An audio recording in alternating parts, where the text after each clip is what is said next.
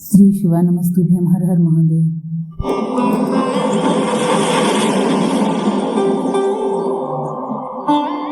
उस चावल को दूसरे दिन सूंघ कर बहते हुए पानी में डाल दीजिए। महाराज कितने भी रोग से ग्रसित हो गए, पीपल का एक पत्ता 52,000 ब्राह्मण की साक्षी कराता है। बहुत ध्यान देना। अच्छा एक बात बताइए कि कई लोग कहते हैं कि कई तुम जहां जाते हो ना, ऐसे जिनके शरीर में ऐसे ऐसे लोग घूमते हैं और घूमने के बाद कहते हैं कि तेरी कुल देवी तुझसे रूठ गई, कहते ना, तेरे से तेरा ये देवता रूठ गया, वो देवता रूठ गया, परमात्मा रूठ गए। तो आप कैसे पहचानोगे कि भगवान आपसे रूठ गया? आप कैसे जान सकते हो कि भगवान आपसे रूठ गया? हमने देवी जी को धोख नहीं लगाई तो देवी जी नाराज हो गई, हमने पिताजी को धोख नहीं लगाई तो पिताजी नाराज हो गए, हमने वो देवता पे ये नहीं करा तो वो नाराज हो। आपको कैसे मालूम पड़ेगा कि देवता नाराज हो गए? देवता नाराज होते हैं। याद रखना, संसार में देवता अगर नाराज होते हैं तो कभी किसी का हर हर महादेव। श्री शिवानमस्तुभ्यं करते। और ध्यान देना इस बात पर, कभी अहित नहीं करेंगे देवता अगर नाराज हों। देवता नाराज होते हैं तो किसी का भोजन पानी बंद नहीं कर देते। देवता नाराज होते हैं तो किसी का खाना पीना बंद नहीं करवा देते। देवता अगर नाराज हुए हैं और आपको मालूम करना है कि देवता मुझसे नाराज हैं, तो कैसे मालूम करोगे? तो केवल एक काम करिएगा, अगर देवता नाराज होते हैं तो सबसे पहले आपकी पूजन पाठ छुड़वा देते हैं। क्या छुड़वाएंगे? रोज मंदिर जाती है, रोज माला उठाकर जाप करती है, रोज गीता जी का पाठ करती है, रोज दिया लगाने जाती है। 4 दिन 5 दिन 6 दिन 10 दिन अगर आप दिया लगाने नहीं गए, मंदिर नहीं गए, पूजन नहीं करी, तो समझ लेना कि देवता मुझसे नाराज हैं, इसलिए मेरा मुंह नहीं देखना। मुझसे नाराज है।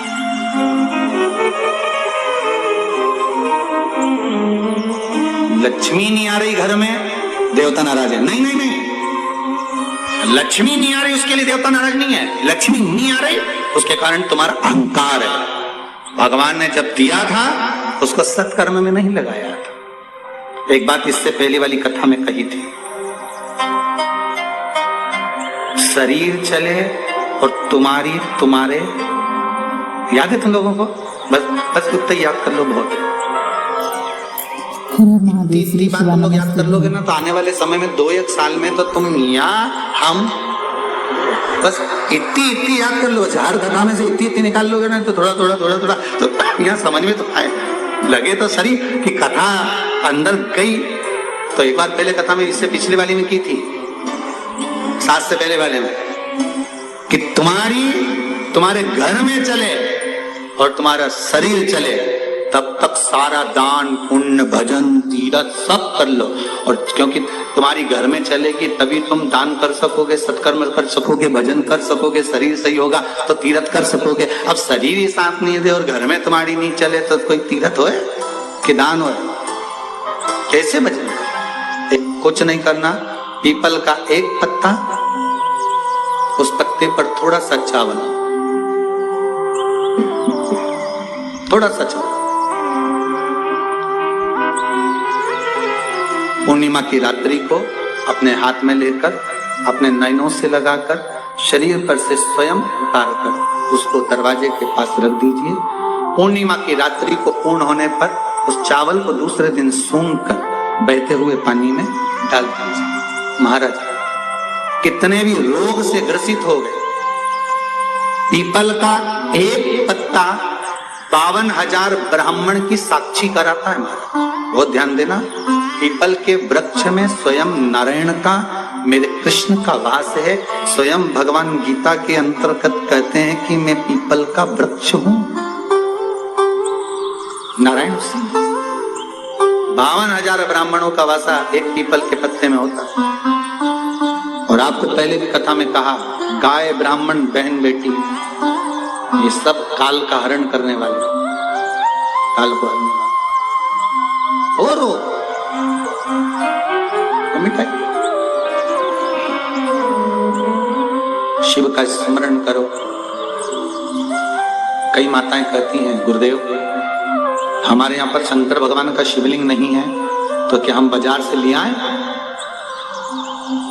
और हमारे यहाँ पर शिवलिंग है तो वो बड़ा है तो क्या हम उसको पीपल के पेड़ के नीचे छोड़ आए?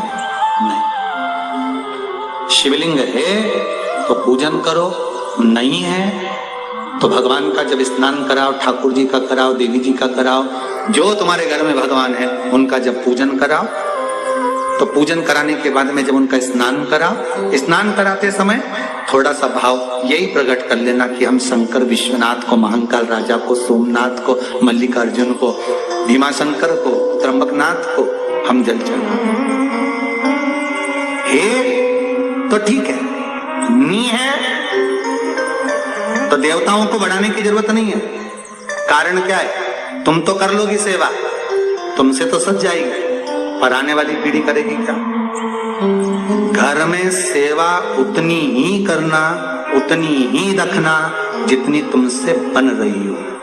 तुम्हारे जाने के बाद घर के बहू बेटा भगवान को डलिया में भर के वृंदावन छोड़िया, ऐसा काम मत करो। जितनी बने उतनी छोटे रूप में सेवा करोगे तो पीढ़ी दर पीढ़ी चलती रहेगी। ज्यादा सेवा को बढ़ा दिया, छूना नहीं, नहा के आओ, कपड़े बदल के आओ, ये कर आओ,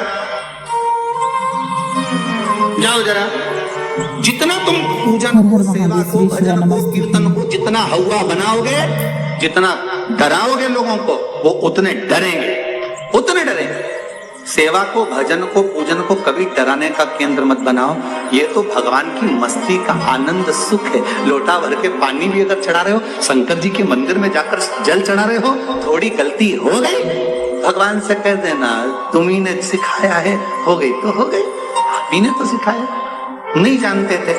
अब धीरे धीरे धीरे धीरे लोगों को शिव महापुराण सुनते सुनते मालूम पड़ रहा है कि शंकर की कैसे पूजन करना चाहिए, बेलपत्री कैसे चढ़ाना चाहिए, जल कैसे चढ़ाना चाहिए, धतूरा कैसे चढ़ाना चाहिए, चंदन कैसे चढ़ाना चाहिए, काली तिल कैसे चढ़ाना चाहिए।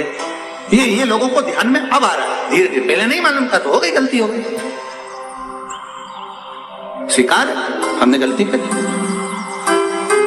शिव पुराण कर रही है, भगवान शंकर की कथा कर रही है, चंद्रदेव ने भगवान शंकर की आराधना करी, बालू रेत का शिवलिंग का निर्माण कराया महाराज जी। शिव महापुराण की कथा में आता है, देवराज नाम का ब्राह्मण जो गलत कर्म करता था, चोरी करता था, शरीर में ताप पड़ने के बाद में जब वो शंकर के मंदिर में जाकर कथा सुना, थोड़ी सी कथा सुनकर बाहर निकला तो उसको केवल कथा का एक तत्व उसके जीवन में उतर गया था, अंश मात्र उसके जीवन में उतर गया था, उसको परमात्मा मिल गया था, अंश मात्र। बिंदु की धर्म पत्नी चंचुला देवी, बार बार कथा में आया, पार्वती जी ने उससे शिव महापुराण की कथा की। क्या करती थी वो चंचुला? काशी में जाकर उसने करा क्या था? पति के जाने के बाद बिंदु जो पानी में डूबकर मर गया, प्रेत योनि में चला गया।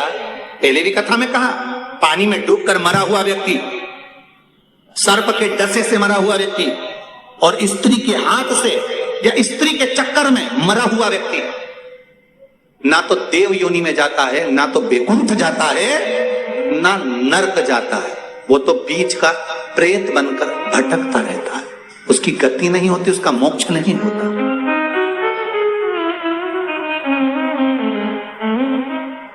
चंचुला देवी को लगा था मेरे पति को मोक्ष, तो उसने करा क्या था ऐसा कि वो काशी पहुंच गई, काशी गई, ऐसा क्या करा था उसने? चंचुला देवी तो दिन रात फैशन में लगी रहती थी। कभी पति ने अगर धन लाकर दिया तो ज्यादा से ज्यादा पैसा वो खाने पीने में उजाड़ देती थी।